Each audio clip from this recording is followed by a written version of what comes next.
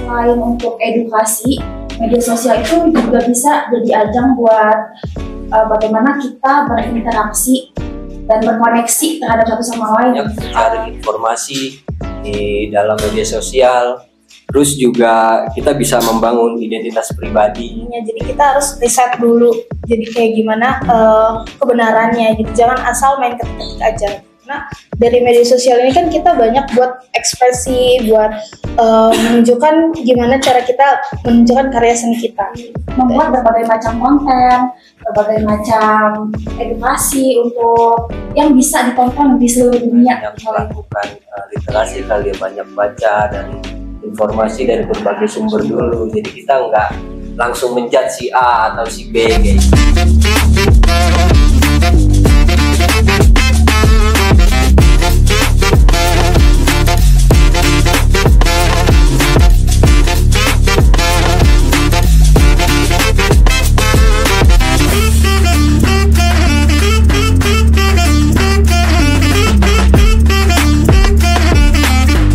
Halo, selamat malam semuanya.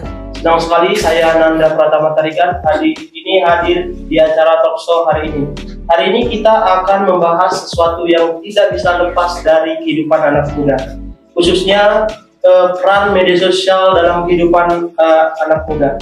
Media sosial telah membawa banyak perubahan besar, baik positif dan negatif, dalam kehidupan kita, yang mempengaruhi bagaimana cara kita berkomunikasi, berbicara, ataupun bagaimana kita menyampaikan pendapat-pendapat kita di media sosial. Kita akan membahas manfaat media sosial, bagaimana kita menggunakan media sosial dengan bijak, dan bagaimana kita menghadapi tantangan-tantangan yang ada di media sosial. Tentunya saya tidak sendiri, saya akan berbicara dengan 3 narasumber kita. Yang pertama narasumber kita Bang Yudo, yang kedua ada Mbak Pidi, dan yang ketiga ada Mbak Lija. Sebelum kita mulai, boleh masing-masing narasumber untuk menyampaikan atau menyapa audiens dan memberi sedikit pandangan terhadap tema kita hari ini. Dimulai dari Bang Yudo. Ya, perkenalkan nama saya Yudo Fajrian. Untuk tema kali ini dalam peran media sosial bagi anak muda, saya rasa sangat baik karena bisa mengekspresikan ide dan gagasan kita. Selain itu bisa juga buat mengedukasi ke banyak orang atau publik. Mungkin itu aja dari saya. Dari Mbak Pidi, pandangannya? Perkenalkan, saya Pidi. Menurut saya tema hari ini itu peran media sosial di kalangan anak muda itu relate banget sama anak-anak muda kayak kita. Jadi di dalam talk show ini kita tuh bisa tahu nih apa aja sih kesamaan, terus bagaimana media sosial itu pengaruhnya di hidup kita itu kayak gimana. Ya, halo, saya Liza. Kalau menurut saya ya peran media sosial dari anak muda ini cukup bagus karena bisa mengekspresikan kita gimana cara kita buat menggunakan media sosial gitu. Karena dari media sosial ini kan kita banyak buat ekspresi, buat menunjukkan gimana cara kita menunjukkan karya seni kita. Gitu aja sih. Tentu di media sosial ini banyak sekali manfaat yang luar biasa ya kita temukan, apalagi setelah kita melewati COVID-19 ini. Menurut masing-masing narasumber, manfaat terbesar dari media sosial untuk kaum muda ini apa sih? Iya, manfaat terbesarnya mungkin kita bisa banyak mencari informasi di dalam media sosial, terus juga kita bisa membangun identitas pribadi. Kayak gitu sih. Media sosial buat anak muda itu berpengaruh banget karena selain untuk edukasi, media sosial itu juga bisa jadi ajang buat bagaimana kita berinteraksi dan berkoneksi terhadap satu sama lain. Kayak contohnya misalnya kayak LinkedIn itu kan sangat memudahkan anak muda buat saling berinteraksi satu sama lain untuk cari kerja, terus untuk entertain bagi anak muda juga. Dari Mbak Lija? Kalau menurut saya, kalau media sosial ini kan kita bisa mengekspresikan diri kita gitu kan, bisa mengembangkan diri kita, bisa dari karya seni dan lain-lain gitu. Media sosial ini tentu mewajibkan kita untuk mempunyai ide baru. dan mempunyai kreativitas. Nah, menurut masing-masing narasumber, adakah pengalaman atau contoh dalam kehidupan sehari-hari? Contoh bagaimana sih kreativitas itu bisa membantu kita dalam media sosial? Iya, mungkin dalam media sosial, dalam kreativitas kita bisa menunjukkan keterampilan kita di berbagai platform seperti Instagram atau TikTok gitu. Terima kasih. Kalau misalnya untuk saya dalam kreativitas, anak muda itu punya banyak banget platform di sosial media. Contohnya itu kayak Instagram, TikTok. Jadi anak muda itu punya banyak platform untuk mengekspresikan bagaimana sih dia itu bisa membuat berbagai macam konten, berbagai macam edukasi untuk yang bisa ditonton di seluruh dunia di kalaupun. Ya, kalau menurut saya ya, kan banyak ya media-media sosial kayak Instagram, TikTok yang sudah disebutkan tadi. Kalau menurut saya YouTube juga jadi salah satu, karena bisa mengembangkan diri di situ, bisa mengembangkan kreativitas yang ada dalam diri kita. Tadi kan media sosial itu bagaimana kita mencari ide kreativitas. Nah, seringkali digadang-gadang bahwa di media sosial itu kita bisa untuk menunjang karir. Nah, bagaimana pandangan Bang Yudo terhadap hal tersebut? Menunjang karir? Ya. Ya, jadi dengan media sosial kita bisa mendapatkan banyak relasi. Jadi kita bisa mencari sesuatu yang baru gitu dalam menghasilkan kayak gitu dan berpengaruh pada karir kita juga. Coba ini gimana pandangannya? Bagi saya, kalau untuk karir di sosial media itu kan ada ya namanya LinkedIn.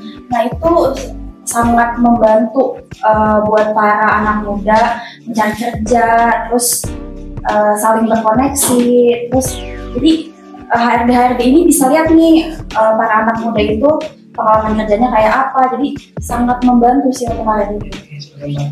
Ya, kalau menurut saya dari yang media sosial yang tadi disebutkan kayak media sosial Instagram, TikTok, YouTube.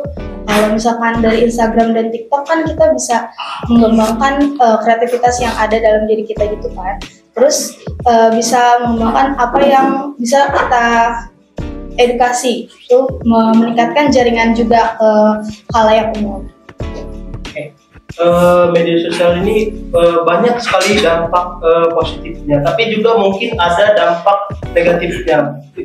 Kita mungkin pernah memposting sesuatu di media sosial kita, terus ada audiens itu berkomentar yang buruk. Nah, bagaimana tanggapan atau kita mengatasi tekanan-tekanan dari publik terhadap apa yang kita posting di media sosial kita?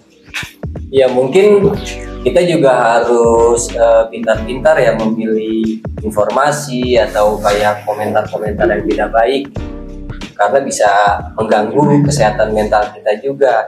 Jadi kita harus memilih yang baik, biar kita nggak terbawa gitu dalam pengaruh yang buruk.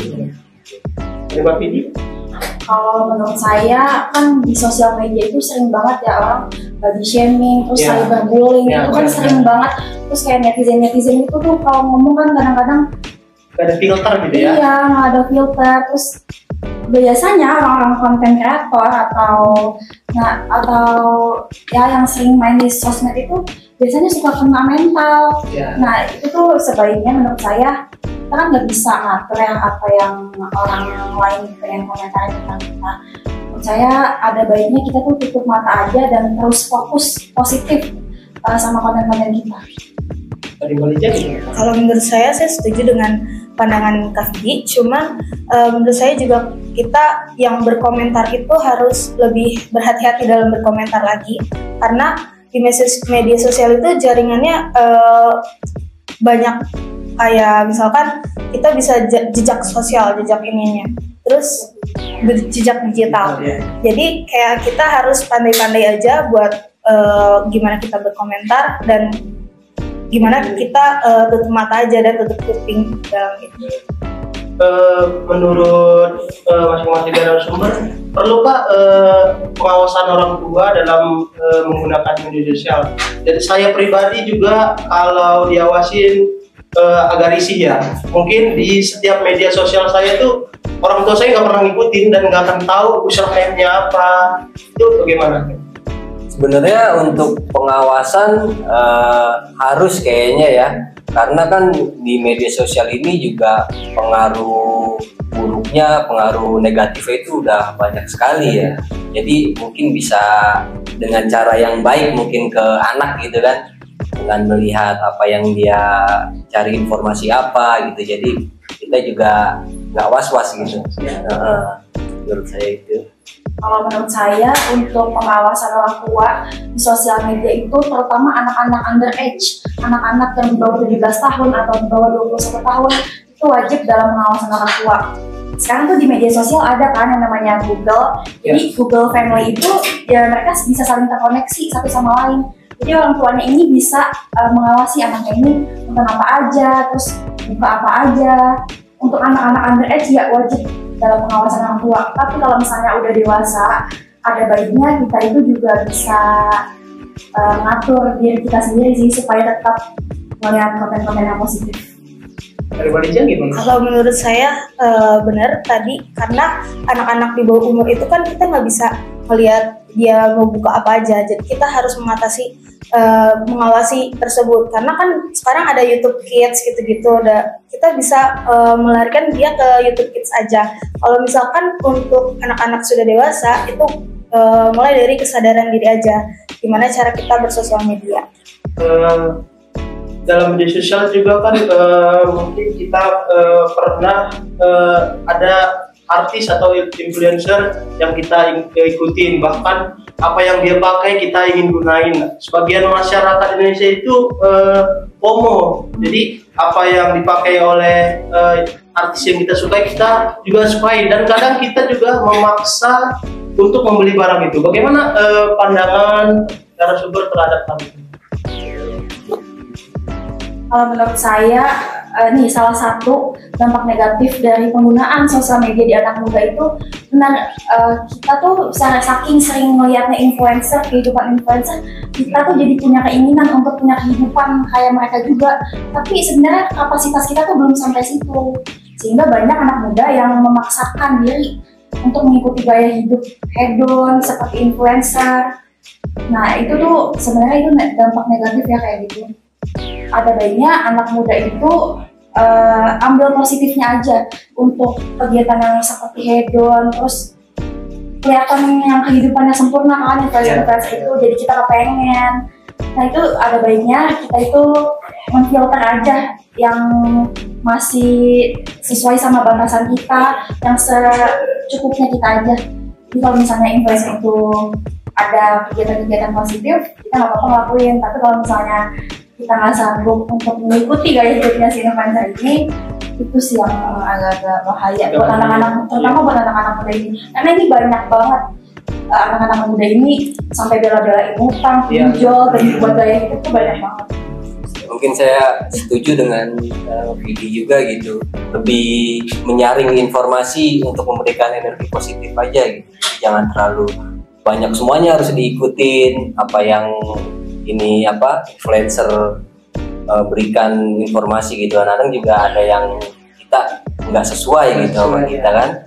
Gitu aja sih. Saya juga setuju aja, jadi kayak semampunya aja. Dari media sosial juga tadi kita udah bahas tekanan, dan mungkin ada bullying sering tuh, apalagi yang sekarang viral nih. Nah, yang inisialnya Agus ya, Agus.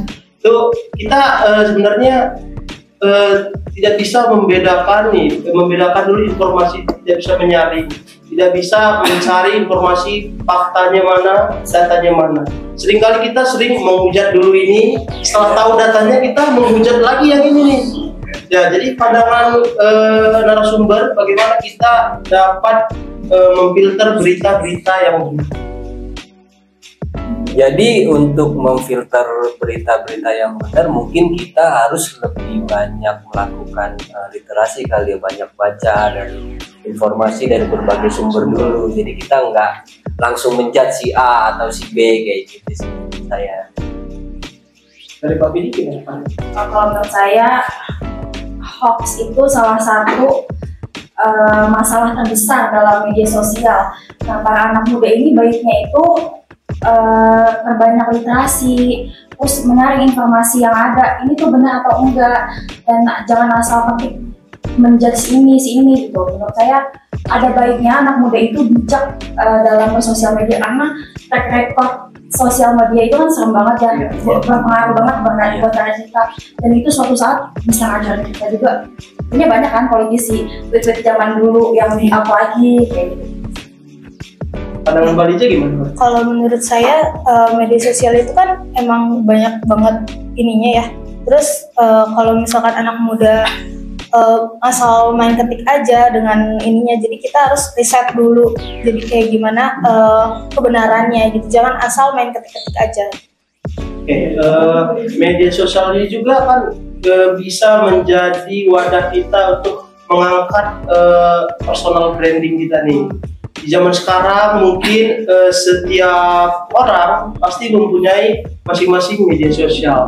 Nah, menurut pandangan narasumber, bagaimana kita bisa mengangkat personal branding kita di media sosial?